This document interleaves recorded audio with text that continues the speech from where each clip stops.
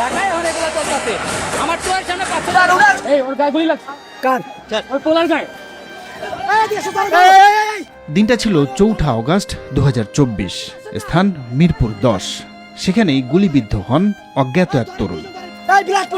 ভাই আমার মার নাম্বারটা দেন তো। আপনি আমার নাম্বার বলবেন 017 মৃত্যু নিশ্চিত জেনে শেষ সময়ে শুধু মায়ের মোবাইল নাম্বারটি বলতে পেরেছিলেন গুলিবিদ্ধ ওই তরুণ। কিন্তু এরপর কি ঘটেছিল তার ভাগ্যে? সেই ভিডিওর সূত্র ধরেই আমরা পরে খুঁজে পাই ওই তরুণের ঠিকানা। তরুণটি বেঁচে আছে, নাম শাকিল আহমেদ। গুলিটা একটু উঁচুর থেকে আসছে, আমার মনে হচ্ছে কোনো বিল্ডিংয়ের ছাদ থেকে ছাত্রলীগ গুলি করছে, এই বরাবর এসে এই দিক দিয়ে আর কি বের হয়েছে গুলিটা। আমার তখন মাথায় আসছে যে আমি মরে যাব, এটা 100% নিশ্চিত ছিলাম আমি, বাঁচার কোনো উপায় নেই, কারণ যেই রক্ত দেখেছি এবং আমিও বুঝতেছিলাম যে আমার চোখ নিভে যাচ্ছে। তখনই আমার মাথায় আসে যদি লাশ আমার পুলিশের হাতে পড়ে তাহলে আমাকেও গণকবর দিয়ে দিবে। তো আমি চাচ্ছিলাম আমার পরিবার যেন আমার লাশটা পায় এবং আমার জানাজাটা যেন অন্তত পড়ে। তো সেই জন্য আর কি মুখের সাথে সাথে পরিবারের নাম্বারটা আর কি বলার একটা সাহস পাই। সেদিন বুলেট শাকিলের কোমরের এক পাশে ঢুকে আরেক পাশ দিয়ে বের হয়ে যায়। গুলিতে ছিন্ন ভিন্ন হয়ে যায় তার পেশাব এবং পায়খানার রাস্তা। দীর্ঘ 1.5 বছর পেটের এক পাশে বিশেষ ব্যাগ লাগিয়ে তার জরুরি প্রয়োজন মেটানোর ব্যবস্থা করা হয়। এটা হয়েছে মানে কোলোস্টমি ব্যাগ লাগানো থাকে, যেটা মানে বাথরুমের জন্য আর কি আলাদা করে ডাক্তাররা করে দেয়। এটা হয়েছে যাদের ক্লোনে ক্যান্সার হয় তাদের জন্য মূলত। তো আমার যেহেতু বাথরুমের রাস্তা ছিঁড়ে গেছে, আমাকেও ডাক্তার এটাই করে দিয়েছিল এবং প্রায় 1.5 বছর এটা নিয়ে আমার সাফার করা লাগছে। থাইল্যান্ডে গিয়েছি, থাইল্যান্ডে প্রায় 8টা অপারেশন করেছে তারা। 8টা অপারেশন করার পর 9 নম্বর অপারেশনে আমার এই ওয়াশরুমের রাস্তা যেটা এটা তারা খুলে দেয় এবং খোলার পর তারা ভাবছিল ঠিক হয়ে গেছে, বাট ওইটা তখন ঠিক হয়নি। তখন তারা আরেকটা বিকল্প পদ্ধতি নেয়, ডায়ালেশনের একটা ব্যবস্থা করে দেয় এবং এই ডায়ালেশন এখনও চলতেছে। অন্যদিকে গুলিতে পায়ের রগ ছিঁড়ে যাওয়ায় সেই ক্ষতিও তাকে বইতে হবে আজীবন। পায়ের যেটা এটা আজীবনই সাফার করা লাগবে, এটা ডাক্তাররা বলছে ঠিক হবে না, সম্ভব না। রগটা তো আমার এখান থেকে ইনফেকশন হওয়ার পর রগটা আর কি ডাক্তাররা না পেরে লাস্ট পর্যায়ে কেটে ফেলে দিছে এবং এখানে একটা লাইগেশন করে দিছে, 2টা রগ 2 মাথা বন্ধ করে দিছে। এখন আমার মাঝখানে কোনো রগ নাই, মানে রক্তটা আমার জায়গায় রগে যেত, রগ দিয়ে আর কি যেতে পারে না। রক্তটা এই পর্যন্ত এসে এদিক দিয়ে আবার গোস্তের ভিতর দিয়ে তারপর পায়ের নিচে পর্যন্ত যাওয়া লাগে। প্রথম হালকা হালকা এন থেকে একটু একটু ফিল আস্তে আস্তে ভালো হওয়া শুরু হয়েছে। শাকিলের গল্প থেকে এবার আসি সাব্বির আহমেদের কাছে। তার কোলে 2.5 মাস বয়সী একমাত্র সন্তান। এই হাতে এরকম ভাবে বাচ্চা স্পর্শ করে, পা স্পর্শ করে এরকম ভাবে। এই যে সন্তানকে স্পর্শ করে দেখার চেষ্টা করছেন তিনি, তার কারণ গুলিতে তার 2 চোখ অন্ধ হয়ে গেছে চিরদিনের জন্য। হ্যাঁ, এই যে বাচ্চার মাথা, চুল নাই, চুল ছোট ছোট, এই যে কান, এই যে গাল। আলহামদুলিল্লাহ সুন্দর হয়েছে শুনছি অনেক।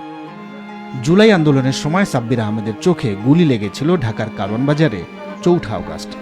গুলিটা ঠিক এই জায়গায় এসে হিট করে এটা মানে এভাবে অ্যাঙ্গেল হয়ে বের হয়ে যায় চোখ দিয়ে আর কি, ডাইরেক্ট চোখ দিয়ে বের হয়ে গেছে। এই চোখটা ডাইরেক্ট আমার এখানে চলে আসে, এই চোখটা মানে ইয়ে হয়ে ডাইরেক্ট এখানে চলে আসে। জাস্ট শুধু চামড়াটা এর পাপড়ি যে এইভাবে ঝুলেছিল আর কি। ডাক্তারদের ভাষ্যের মতে আর কি যে এটা স্নাইপার শট ছিল, প্রায় বড় বুলেট ছিল, আল্লাহ তাআলা বাঁচায় রাখছেন, এই জন্য আসলে বেঁচে আছে। সাব্বির আহমেদ পছন্দ করতেন পাহাড়, নদী, সাগর আর ঘোরাঘুরি।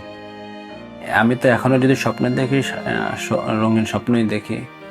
তো আজকেও যেটা গতকাল সকালে ফজর নামাজ পরে ঘুমায় উঠলাম, যখন স্বপ্ন দেখতেছি, দেখা গেছে যে বিভিন্ন জায়গায় যাচ্ছি, ঘুরতেছি একটু। তো ওই স্বপ্ন থেকে যখন ঘুমটা ভাঙছে না, তখনই মনে হবে দিলের ভিতরে একটা চিটচিট করে ব্যথা শুরু হয়ে গেছে। স্বপ্নের ভিত্তিতে ভালো ছিল, আর একটু যদি ঘুমাই থাকতে পারতাম তাইলে হয়তো বা স্বপ্নটা আরো বড় হইতো, তাহলে ঘুমটা যদি আর না ভাঙতো তাহলে স্বপ্নটাই সুন্দর হইতো। এটি হচ্ছে একটি কৃত্রিম পা এবং পাশে রাখা এই ক্র্যাচ, এই দুটোই ব্যবহার করেন রাকিব হোসেন। 2 বছর আগেও তিনি ছিলেন একজন সুস্থ স্বাভাবিক মানুষ। 2024 সালের জুলাই আন্দোলনে তিনি নারায়ণগঞ্জে গুলিবিদ্ধ হন। গুলি লাগে তার পায়ে এবং তারপরেই তার একটি পা কেটে ফেলতে হয়। কইতে গুলি আইসে এরকম কইতে পারি নাকি, অনেক দূরেই আসলাম। পরে আমার মনে হয় এম করে মনে মারছিল, পরে আমার পায়ের ভিতরে রাখবে কি লাগানোর পর 10 সেকেন্ডের মতন বুঝি নেই পায়ের জন্য গুলি রাখবে। নিচে তাকে দেখি আমার এদিক দিয়ে পুরো ছিদ্র হয়েছে, পা রক্ত পড়তেই আছে। এরপর এটা দেখে আমার জ্ঞান হারিয়ে গেছি আর কি। পা কাটতে হয়েছে আপনার অপারেশনের কারণে। 6 ঘন্টা যদি অপারেশন করতো তোর পা রাউন্ড দিত, ডাক্তাররা বলছিল এই পঙ্গু হাসপাতালে ডাক্তাররা রাখি। কিন্তু 18 ঘন্টা হয়েছে পা অপারেশন করা নেই। এই জন্য পা কাটতে হয়েছে। রাকিব পেশায় ইলেকট্রিশিয়ান, চেষ্টা করছিলেন বিদেশে যাবার। এখন বিদেশ তো দূরের কথা, কাজই করতে পারেন না। স্ত্রী এবং বাবা মা নিয়ে হিমশিম খাচ্ছেন সংসার চালাতে। এখন তোমার এক পানায় দিকে অনেক জায়গায় আবেদন করছি কাজের জন্য, কিন্তু তারা তো আমার এক পানায় দিকে কাজ দিতে চায় না। তুমি পারবা না, তোমার তো এক পানায় তুমি কেমনে করবা, এইসব বলে কি। আগে তো আমার 2 বছর আমি তো দেশে বাইরে কাজ করতে পারতাম, আমার কাজ থেকে আসলো ইলেকট্রিক কাজ। বাংলাদেশে 24 জুলাই আন্দোলনে গিয়ে সরকারি হিসেবে নিহতের সংখ্যা 843, আহত হয়েছেন 14,367 জন। এর মধ্যে অনেকে যেমন গুলি লেগে চোখের দৃষ্টি হারিয়েছেন, আবার অনেকে হয়েছেন চিরতরে পঙ্গু। প্রাণে বেঁচে গেলেও আহত এসব মানুষ এখন জীবন যুদ্ধে টিকে থাকার নতুন বাস্তবতার মুখোমুখি।